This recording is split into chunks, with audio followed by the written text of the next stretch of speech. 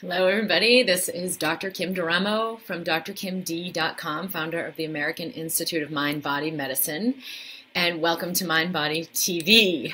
Today, I'm going to share about when should you listen to your fear. There are a lot of people, especially who have been in my community or coming to me in my practice, with pretty severe anxiety. In the last, at least the last decade, this has risen so intensely that it's like pretty much everyone you know is dealing with some level of stress or anxiety, or living in constant state of fight or flight and anxiety. And so it becomes this big question, like, how do I get out of this state? How can I get into serenity? How do I get out of the rat race or get off the hamster wheel? And it's wreaking havoc on my physical body or my emotional life or my relationships or my money, or like fill in the blank. How do I get out of fear while we're still sort of addicted to fear? And so this question came up by someone on my team, Jessica Sullivan, and she had a great question about this. Like, when do I know my fear is real? When do I listen to my fear? When do I follow what it's telling me? And I loved the topic, and I immediately put it on the schedule for part of our Mind Body TV. But I didn't even respond to Jessica at a personal level because she's the one who brought up the topic. I was like, oh yeah, great idea. And within the week, she had something come up for her that was really all about this. And she brought it to my attention, and I was like, oh, I didn't really answer the question. The answer, and so for those of you who are in a rush and can't stay for the whole live, the answer is never. Never is fear going to be part of your guidance that is creating more abundance and health and joy and serenity, or any of the things that we want or that make us come fully alive. So we think fear is part of our internal guidance system when we're in fear. When we're in fear, we believe it and we think it's real. So when Jessica came back to me with some of the things that were going up on, I was like, oh, no, let's talk about this. It's never going to be leading you in the path of the path that you want to follow, or like the quote unquote right path. Never is fear going to be the answer or the direction to go or the thing to listen to. So when should you listen to your fear? Never. Well, what the heck do I do with my fear? And what is fear anyway? And why do I have fear? So, and I did help Jessica through that, and it was like huge, the insight and the awakening, and kind of just was able to let so many things go that she was worried about and embrace and receive so many gifts. So that was obviously a pertinent topic. So let's look, I want to welcome people who are here live and a look at the comments. There are three things that I have, because I always like to categorize my mind around what I'm going to share in threes. Three things I want to share about this. The first is that fear is always false evidence appearing real. So what does that mean? Let me just get into the account here. And hi, everybody who's live.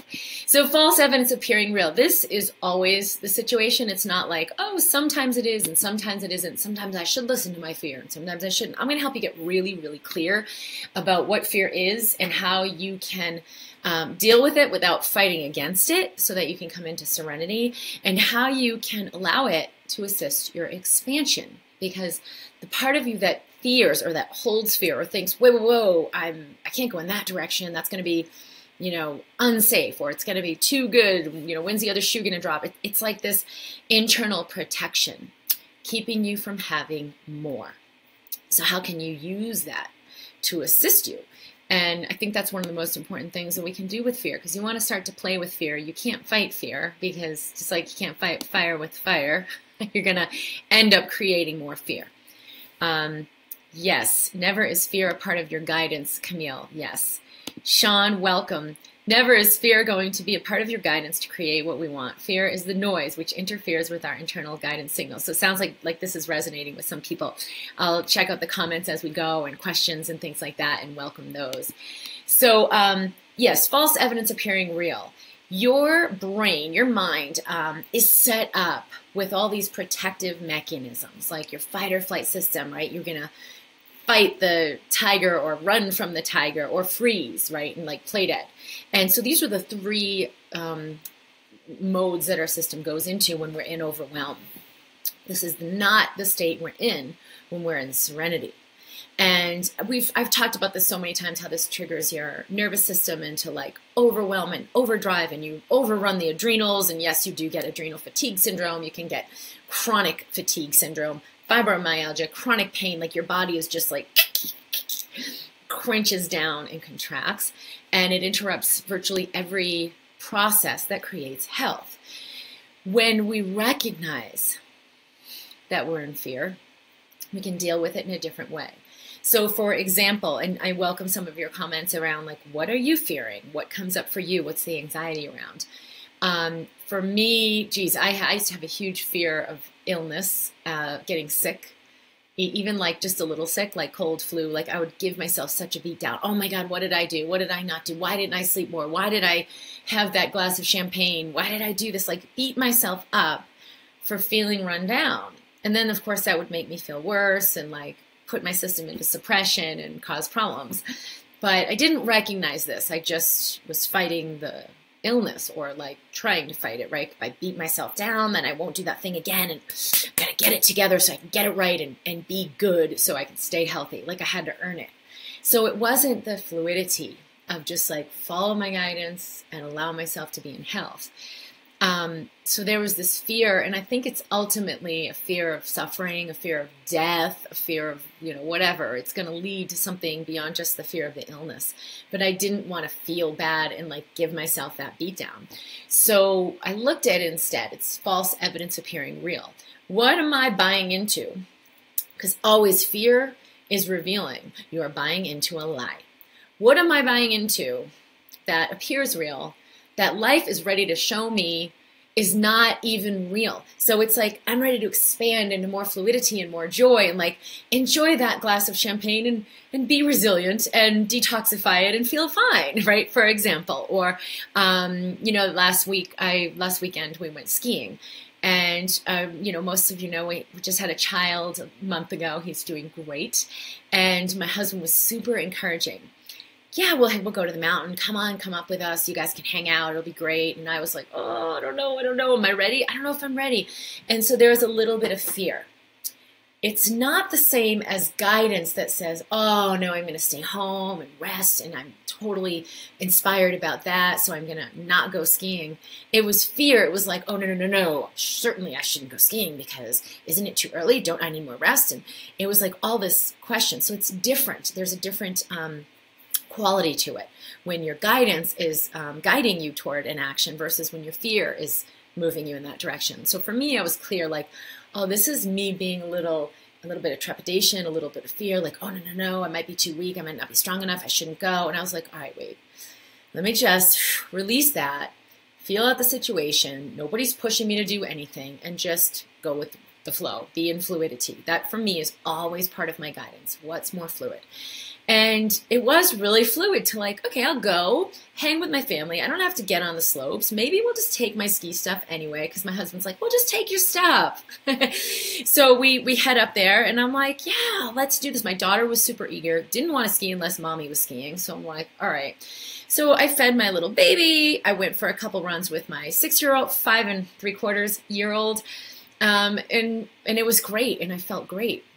We met up with a bunch of our friends. I had a super fun day.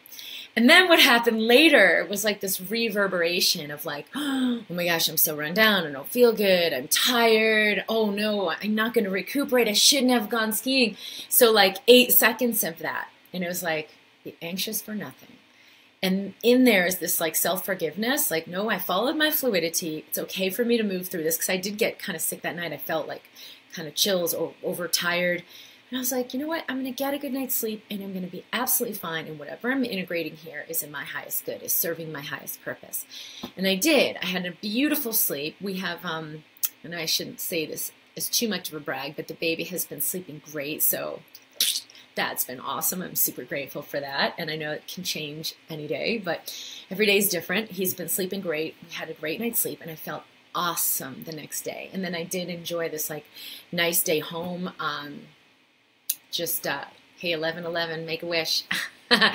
I know last time I mentioned that magic time, it's like the universal consciousness, 111, 11, 11. If that comes up for you, I always like to share that when I see it.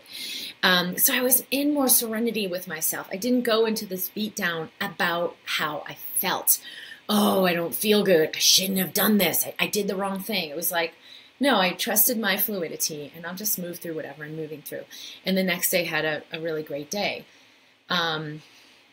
So the false evidence is like, what's the lie I'm buying into right now? If you're aware of your anxiety, and through the work I've shared in the Instant Elevation program, there's so much more awareness in your body. You're a receptor. You're very receptive, and you can be like instantly aware. Like I said, it's like shifted in 8 seconds versus 8 hours or 8 days when there's anxiety or when there's depression or when there's overwhelm.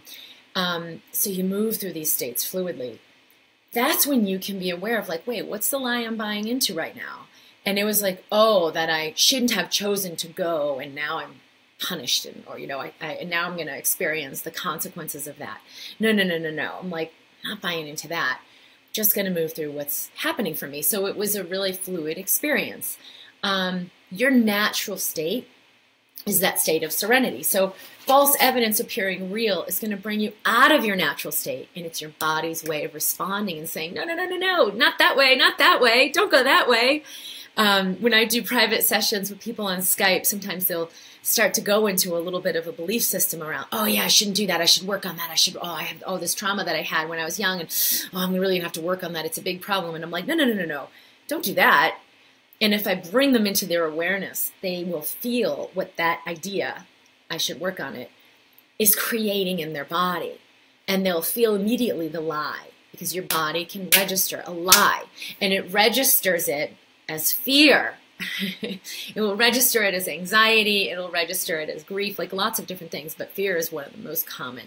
So when you're in fear, you're buying into a lie. False evidence appearing real. And so you can just ask yourself, what's the lie I'm buying into right now? And what is my expansion calling me to receive instead? So I can receive, right? Like when we were going up to the mountain, all right, I live in grace and ease, and I can be in fluidity, and it's all going to work out perfectly. I'll be guided. Because I was still like, I don't know if I'm going to ski, if I'm going to not, what should I do? So I just let it go. And also fear, life was calling me into experiencing, rest, and just let myself move through whatever the fatigue and overwhelm and feeling a little like chills. Yeah, I was feeling a little sick. But life was calling me to let myself be taken care of and to just move through it in serenity and not have to be in contraction with it. So you're always in expansion. Life is always calling you into expansion. If you're breathing and alive, you are being called into expansion, into greater serenity, greater prosperity, greater peace, greater receiving and abundance, greater amounts of experiencing love and joy. That is the universal truth about your nature. When you're not in that state, there's a lie. So, false evidence appearing real. Let me go over to some of the comments and check that out. Can there be so many layers of fear and anxiety that need to be worked through before it being as simple as what you can do? No, because it's this, we all have access to the sort of core moment of now. We all have access to this. Yes, you could be at greater levels of awareness and develop greater awareness, so you snap out of it sooner. Like I said, in 8 seconds, I was like, whoa, can't dump that idea, because I could feel how it was like making me contracted. So feel an anchor into your body. Take a few deep breaths right now and like feel your physical body. Your physical body will respond as instantaneously as mine when you buy into a lie. You just might not be as aware of it as quickly as you will be as you practice this. But it's not because there's so many layers of fear. See, that's a fear. One of the things that I'll share with you that's helped me so much is to feel into truth or lie. So when you feel into a lie, it's going to feel like convoluted and like complicated, like, God, maybe there's just so many layers of fear that this won't work for me, and it's good for her, but for me, I'm like so broken and so messed up that like for me, it's never going to work, or I'm going to have to years before I can get to where she is. You can feel how that's like, it's more work, it's more contracted. So use your awareness to buy yourself out of that lie, like, oh, that's clearly not serenity. Can I release that? What would be simpler? There's something that came up for me the other night because I was learning about, and this is kind of expansive maybe for some people because depending on what you are aware of with the time-space continuum and other dimensions that we exist on and blah, blah, blah, blah, blah.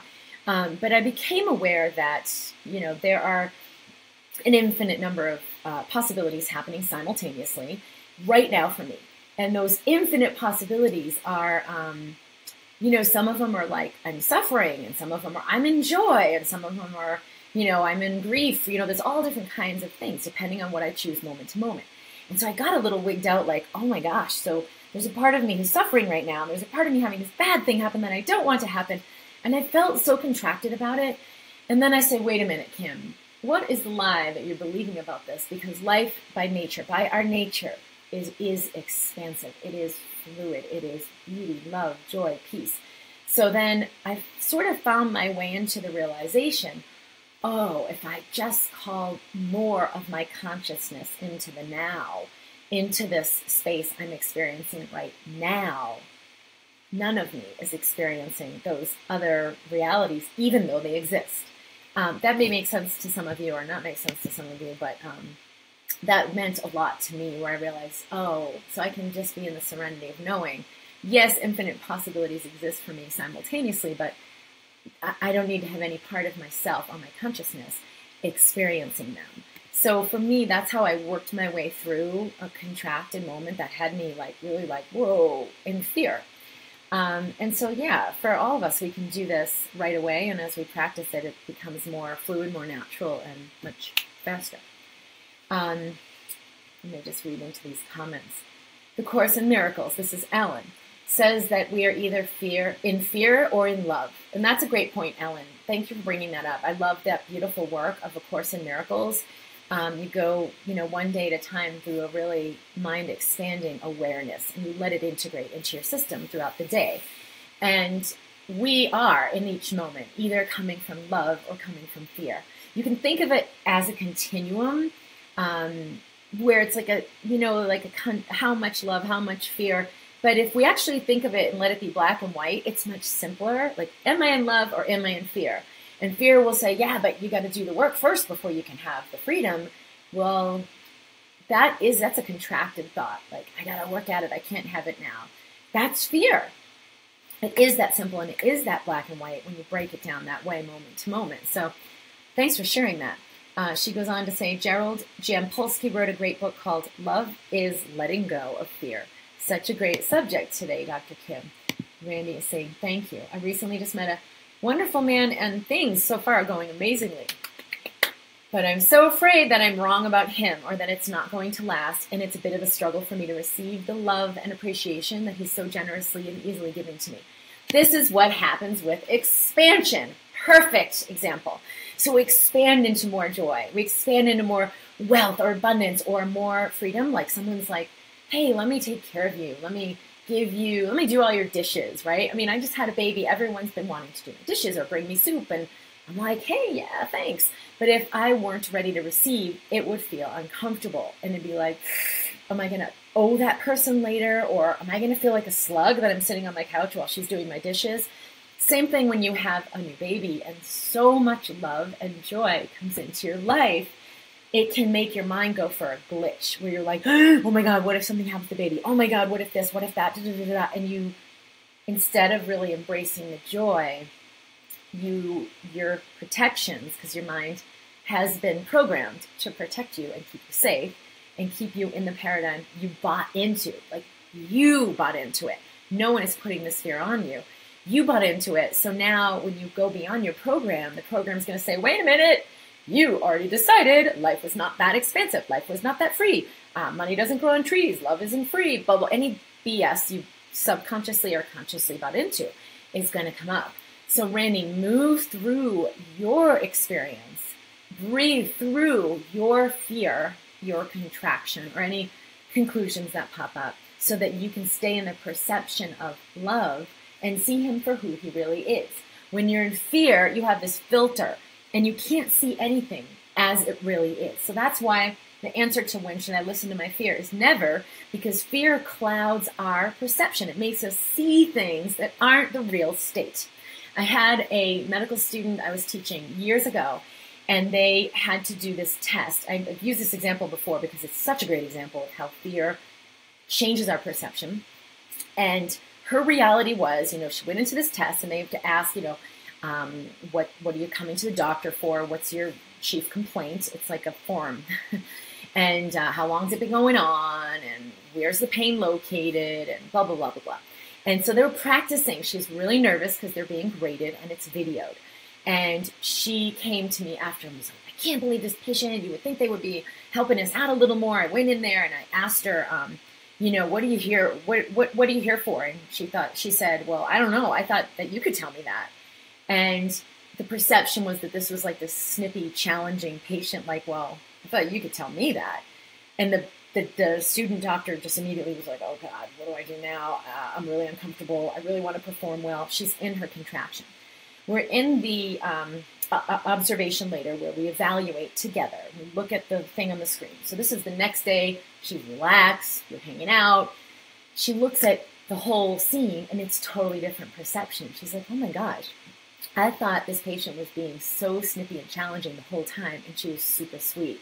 I asked her, hey, what are you here for? And she said, I don't know. I thought maybe you could tell me that. And it was just a totally benign comment. She's like, wow, my whole perception was so contracted because I was in this fear. That is the same thing. So you might hear like a tone in his voice of like, wait, why did he say that? Did he mean this? Did he mean that? Is he judging me? Am I being criticized? And the fear will have you see everything through that lens. When you release that, and you are responsible for that. You are responsible for letting that lens down so you can really see things as they are and experience love. You can see people as they are. And then even if someone's being snippy, instead of seeing it as, I'm being criticized and attacked, you see it as, oh, this person is really not happy right now. I wonder what he might need. And you can respond with love. Because anytime someone is attacking or criticizing or whatever, they are in fear. They are not getting what they need. And if you want to be in a love relationship, you can begin to respond to that in a loving way to assist that person in opening up. And it happens all the time with my husband and me, where I'm like, I can't believe you just said all that. And it's like, Kim, you know what? Take a deep breath and you will perceive him differently. So I do. And then that layer just like drops off and I can communicate with him. So that will help you greatly to receive this relationship. You have bragging rights. Christy says, you have bragging rights. Baby sleeping well is great. Miriam says, I am often anxious of what people think of me, and that I actually have no idea of what I'm talking. So I'm holding back I have no idea what I'm saying. So I'm holding back most of the time. How do you suggest dealing with these anxious feelings? Same thing. So take a deep breath right now. And for those of you who have come through the Instant Elevation program, you'll be much more practiced with integrating awareness of the body, like, hey, body, what are you registering right now? Because your body will not lie. Your body will register when you're buying into a lie, when you're in a filter of fear and not seeing things as they are. And so just let yourself be aware of your body physically. Just start physically, because I know it takes practice to be aware emotionally, and you don't have to try. Just start physical, and the other awarenesses will be there as well. Let everything go. Relax your shoulders. Feel your spine straight. So the alignment of your physical body really improves your body awareness. If you crunch up your shoulders and you kind of crouch down and you slouch and you're like, oh no, you are in a protected posture. So it's going to instill that protection of the energy of fear. It's going to keep the fear there. You don't want to do that. So you actually want to come into an open, receptive posture that lets you feel the fear instead of protecting from the fear, so you can be aware of it. So just let yourself breathe in, breathe out, relax your body. And then you can move into like slow, deep breath, presencing your body. You could even put your hand on your heart to bring your presence into your heart. We did a great exercise. I just emailed it out, I think yesterday. And if you're not subscribed, you can go to drkimd.com. and you'll receive like tools and things like that we send out. But it was a great, really powerful exercise of how to ground into the heart and release what's happening in your head. That will help you release fear. So you just kind of like feel this connection with yourself. Take a few deep breaths through it. That alone will begin you with practicing this awareness and allow the release of fear. And it'll instantly allow you to come into the experience of awareness. So great for you, Miriam, of being aware of that. Like, wow, it's like this idea of what do people think of me? What do people think of me? So then you can come from a deeper space of self. I did a video yesterday after viewing Nicole Crapo's video she did, and I posted it on my YouTube channel. That was about if you were ready to assist others, like a coach or whatever, but you feel like you're not good enough. Nicole was so willing to let herself be authentically seen and to share. And it's like, she's like crying in the video, like, I'm getting really emotional. And then she just let herself get emotional, right? Like we think there's a wrongness in that, but go there. And it really means so much for people to see that in you. So instead of coming from the filter of what do they think of me? And okay, let me say this, let me say that, let me be this, let me be that, let me look like this. Okay, now they'll think this of me. And we try to play into what we think they think, or what we want them to think. It's a total fabrication, and it will always feel constrained. So when we release these filters, what happens is there isn't, or maybe there's like 2% awareness of what are people perceiving, but there's 98% of just allowing whatever's coming through. And eventually there's no even little flicker of what do they think of me? There's a harmony and connection with, I feel these people I'm serving or speaking to, or this one person that I'm in love with, and I can feel this person, and I can feel what their heart's calling is and what they need, and I can respond to that and let something come through me, as opposed to the contrived way. You could just see it's like night and day. Hi, my name is so-and-so, and today I'm going to help you with blah, blah, blah, blah. And it's like this facade that we work through, and it blocks so many things from being received. When we release fear, there isn't this idea of like, what do they think of me? Because that is not part of the perception. There's the perception of what wants to come through me, what wants to be spoken through me. And Nicole did that so well that I just watched her video and was so moved to respond and share some things that I saw and noticed with her. And it was a really powerful experience. So you will contribute so much more to your body, to your lover, to your children, your family, your world, your clients, and especially those of you who are here to assist others, by allowing that filter to release and letting the authentic self come through. Nicole was just talking about like how much she judged herself for what was coming through, so she couldn't let it come through. And now, obviously, the judgment was at least somewhat diminished because so much beauty was coming through. Linda, can there be so many layers? Oh, I read that one already. Jennifer, hello, beautiful mama. Great to see you live. Hi. Emily, I'm going through that right now. I started seeing a therapist, and she thinks I need to come often, even twice a week, to process all of my grief, or else it will always drag me down. Oh, that's a good one. That was hard for me too at one point. My husband and I had some challenges like about 6 years ago, and my friend told me about this great therapist. And she's like, oh my gosh, it helped us so much. And I'm like, yeah, we should go to a therapist. So I'm like, Maria, let's go to this therapist. So we went to the therapist. And we got like a nanny. Our nanny babysat our baby. We drove like an hour to get there because it ended up being like rush hour. We get there and we go into this guy's office. And then we spend like an hour. And it's like, oh God, we have so many problems. Oh, he's so complicated. Oh, I'm so complicated. And it was like, And then at the end of it, he told us, okay, time's up, we're done. And you guys definitely are going to need to work with me, and we need at least a committed year before we're really going to see some serious results. But you guys need this, and these are the reasons why, and here's what we need to do. And I'm like, oh my God, just the idea of like arranging a babysitter, getting in the car and driving down there, working around like our work schedules, and then sitting through this shit for an hour. I'm like, oh my God. So we're like, okay, that's great. Thank you. We get out of the room. Walk down the hall, and I was still a little contracted around my husband because of all the shit that came up in the thing. I'm like, do I even like this person? We get in the elevator, and I'm like, okay, breathe in, breathe out. And I was so aware that this was like this contracted thing. Like, oh, we got to do this. We got to work on this for a year. Versus like the unknown, because I didn't even have the awareness of what the opposite of that was. I just knew like, I know joy creates more possibility. This is definitely not joyful. So I get in the elevator, and I'm like, I'm just gonna wait to see what he thinks, because I already know what I think. And he's like, so what'd you think? So I'm like, well, what did you think? And we both ultimately decided, maybe if we just get a babysitter and go out on a fun date every week, then our problems will just float away and we won't have to deal with them. We'll just be in joy, and that will allow something new to grow between us. And that's exactly what we did. I haven't really thought about that in a long time. And we have it's not every single week, but we have a date night every week. It's usually a Thursday.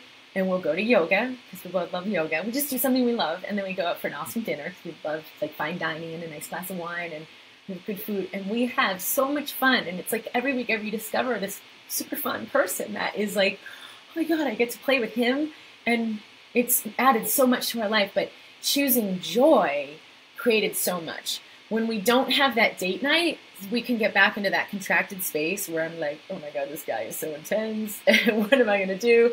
And I always remember, be anxious for nothing. It's not even real. And it allows me to really see him through the filter. So that's a little bit of an aside, but choosing joy, that's the thing. False evidence appearing real. You can choose from fear, and you're going to create a year of therapy or a decade of therapy. And that decade is going to show you that you have even more problems than you ever imagined. So trying to solve the problem from the frequency of the problem is not going to work. It just creates a better way of looking at the problem. It doesn't allow something new to get created. So, okay, great. I'm going to continue your comment, Emily. They said it will always drag me down, but this is a fear-based way of approaching grief.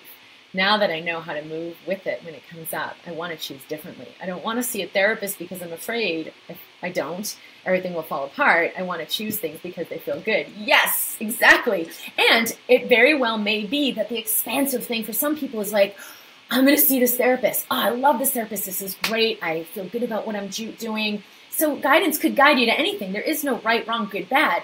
It's what is expansive for me? What creates more joy? And what creates more fear? Patty says, I need this topic. Thank you. Cindy Rose, thank you. Nicole, I love this so much. I had to let so much go to do that, and it was amazing. Yeah. So at one point she said, it was actually kind of funny because she said, there's this thing I want to share, and only a couple people know. My husband knows, and 5 people know, and I'm ready to share this with the world. And what she was about to share, I'm like, oh my gosh, she's like part, extraterrestrial from another planet, something like, wow, this might not be something that the world is ready to hear from me yet.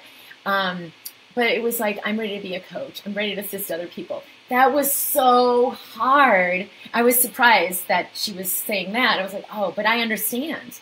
That was so hard for her to come out of the closet with and say, this is who I am, because the belief system says, you're so broken and messed up, you'll never be good enough to help others. And then you kind of go beyond it and say, hey, guess what? I'm going to help others. It will feel really hard because you're going against a belief that was really ingrained. Do it anyway. Linda, I love what you're saying. I've had those experiences and I'm completely convinced that it works. Right now, however, I am aware of a fear of gaining back the 30 pounds I lost.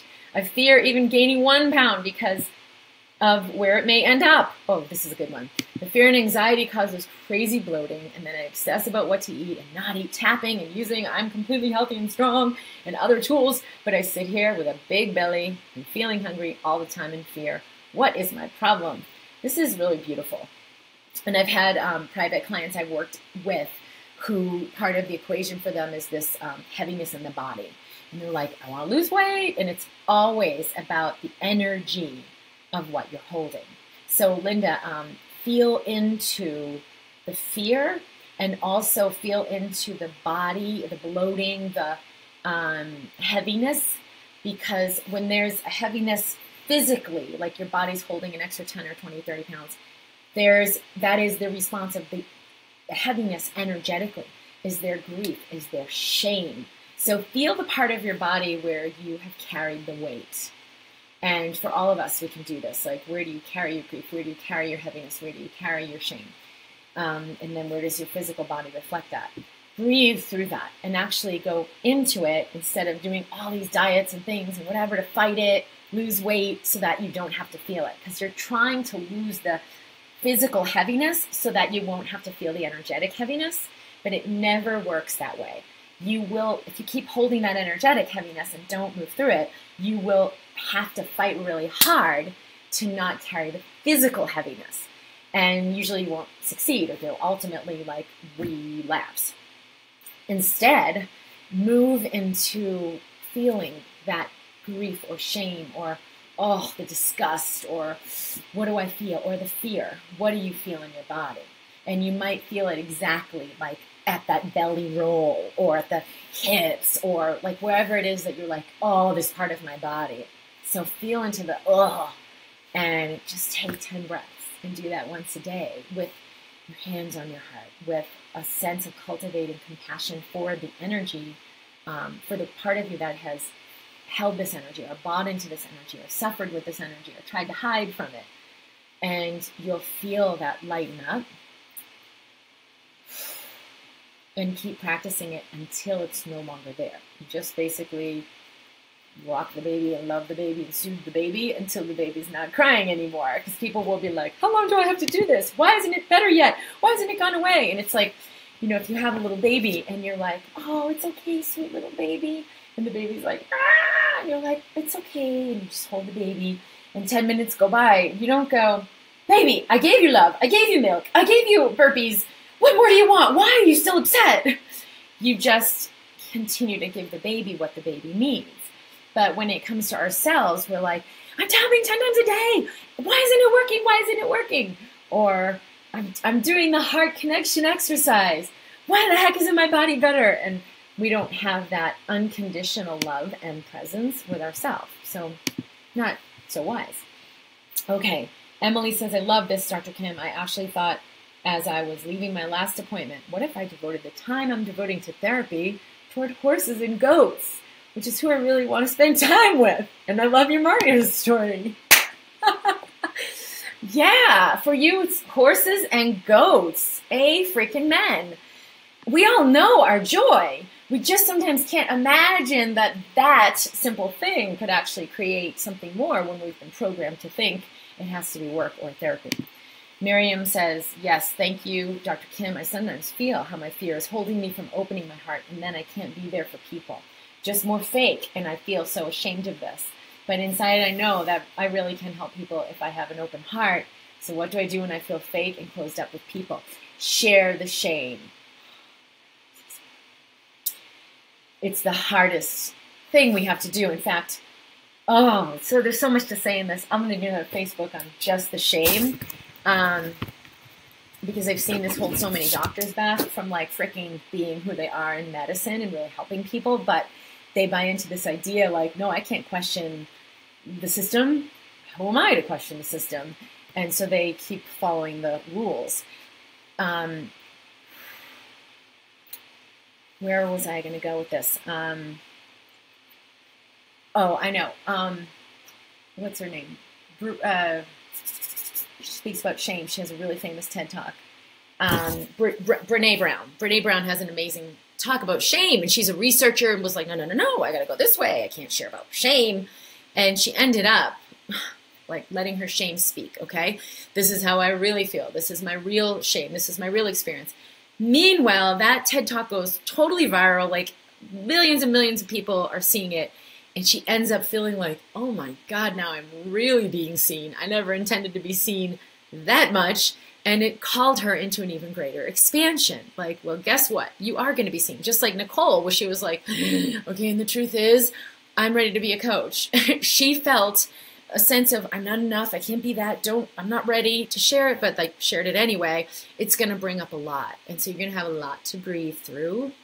And the willingness to breathe through it comes from the awareness of what the expansion is creating for us, what it's calling us into, like, oh, I get to live this life. I get to work this way. Like for me, I get to be this kind of doctor.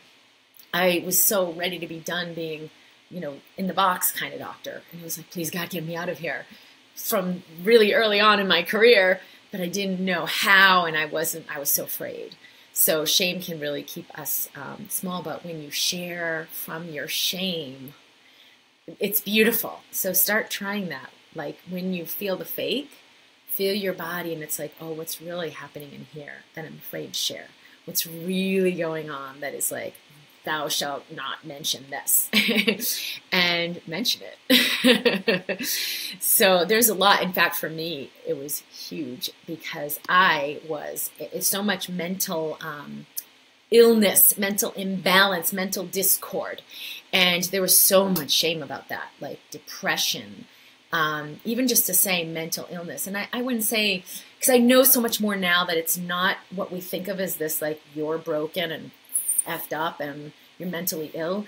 It really wasn't like that, but that was the label and that was the experience. And I did get, for like a couple nights in the mental ward.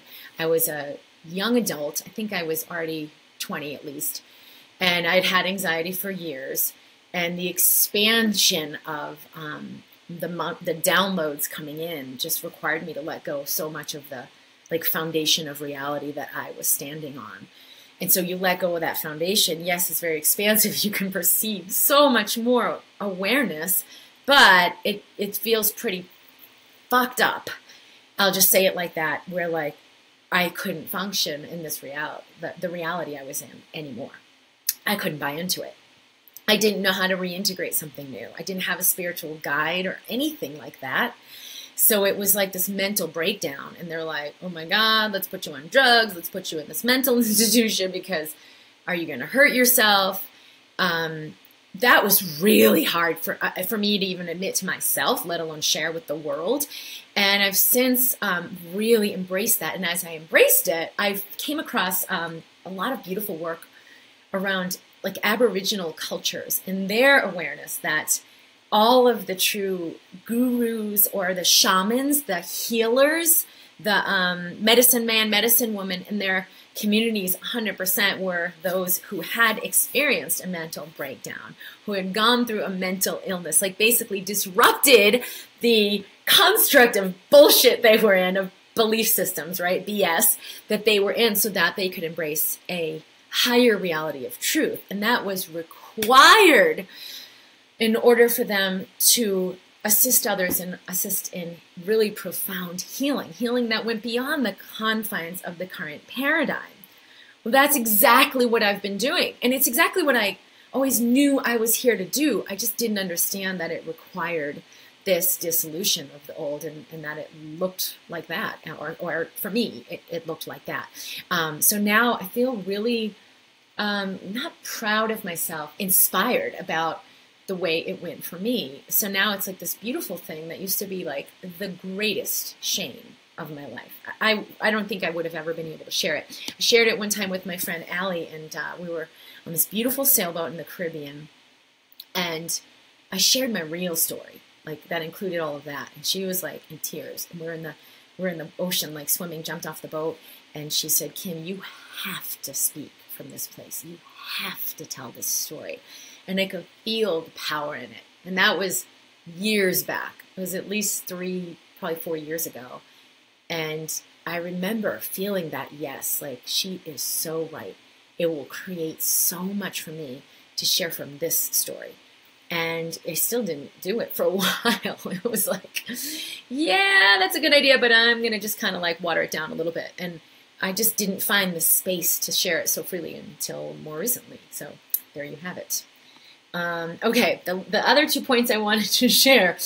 So we feel, what is the fear telling me? That's the second piece. The fear, false evidence appearing real. The second piece is it's telling me that I'm ready for an expansion. So I'm ready to go beyond this lie of I'm not enough. I really want to help people. Oh, no, I'm not enough. I really want to have a great lover and be cherished and adored. Oh, no, I'm so broken. I got to go to therapy and work on myself. I don't deserve this man's love. Clearly there's something wrong with him and he must be cheating on me. So then that filter comes in. So it's telling you that you're ready for more along these specific lines. You're ready to go beyond that shame or fear or grief. And then the third one is you can live from awareness instead of fear. And so speaking to whoever it was about the weight, Linda, you can have the awareness that, okay, if I do this thing, it's going to create more heaviness from my body. If I eat this whole chocolate cake. It's probably going to make me feel like crap, and I'm going to keep my weight on my body. But that isn't the same as fear. When you're in fear, it's different. It will feel like maybe there's an inspiration. I'm gonna go out to eat with my girlfriend. And the fear will be like, no, you can't do that. You shouldn't do that. If you do that, you're gonna put all the weight back on. If you do that, it's gonna be really bad. If you do that, you're gonna have to, there'll be gluten there, or they'll sneak some extra butter into your meal and you'll never be able to lose the weight. And it will feel like a suppression. Awareness will feel like an invitation. Okay, so, all right, I'm gonna go out to eat with my girlfriend, and we could go to the cafe at Whole Foods, or we could go to McDonald's, and you have the awareness that one is going to create more like, oh, that's light, that's easy, I could choose some foods that feel really good to me, and the other is like, oh God, that's going to be a bad outcome for me. So your awareness will always guide you and feel light, and fear will always feel like the heaviness of judgment and I should or I shouldn't. So it's okay to have the awareness that, because people will say, well, if I get a flu shot, then that's living from fear, because then that means that I don't trust that I can just be healthy. And I'm not a person who will ever get a flu shot, or, well, I've already chosen that for myself, and I wouldn't highly recommend that for others because of what I know. But each person needs to make their own personal decision and educate yourself for what's right for you. So it may be, hey, this is good. I feel like this choice is going to protect me. It's a wise thing, and you choose from awareness. Doesn't mean you're buying into fear of the flu. There are a lot of examples like that. I had someone write in a previous Facebook Live, so I decided I'm going to heal myself, and I stopped checking my blood sugar. And it's like, well, that's not wisdom. You can check your blood sugar from the awareness that your blood sugar has been kind of friable and you want to take care of yourself. So use your awareness. It doesn't mean you're in fear. Only you know what the distinction is there. So those are the points that I was kind of inspired to share today. For those of you who have not subscribed and are new, you can subscribe at drkimd.com. I'm also over in the Mind Body community in Facebook, so if you want to come on over to communicate there, that's where I answer questions and go deeper into the work. We are starting up the Embracing Health program in April, and that's where I'll be working with a group of people live. It was an outstanding experience with the first round of that group. I've done years and years of this kind of work with similar groups in the past, but this is a new sort of platform where it's the Embracing Health program. It's a lot lighter and more fluid, and people have very quickly embraced the transmutation and the expansion, and it really wowed me how deep people were ready to go so quickly with this work, even those who were new with me. I've done retreats, private retreats. We've put those on hold in the last couple months and in the next probably 2 months, but we will have space for private retreats if any of you are so inspired to come out to Durango and spend some time with me here. They have all been absolutely life-changing, life transforming, the most amazing ways. But when we do that with anyone, it's something that reflects for all of us. So just know that these things are happening on the planet. Myself and other people are doing really profound, expansive work. So we all feel the reflection of that. We all feel the energy of that. So let yourself move through your expansion in whatever way is right for you right now. You can go to drkimd.com if you'd like to go further with me, or if you have any questions. And thank you for joining me in Mind Body TV. Let me look over any other comments here. Nicole, I totally want to do a retreat with you. I would love that. That would be absolutely amazing.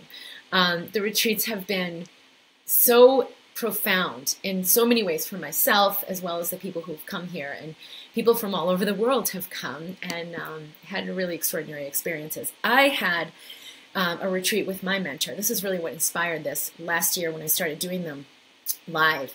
I've been working with people over Skype and having amazing, amazing experiences. And when I was working with Sylvie, she's my mentor, it was really powerful. And then I got to this place where there was just this like level of stepping into it that I wasn't really doing that. Like I couldn't choose it.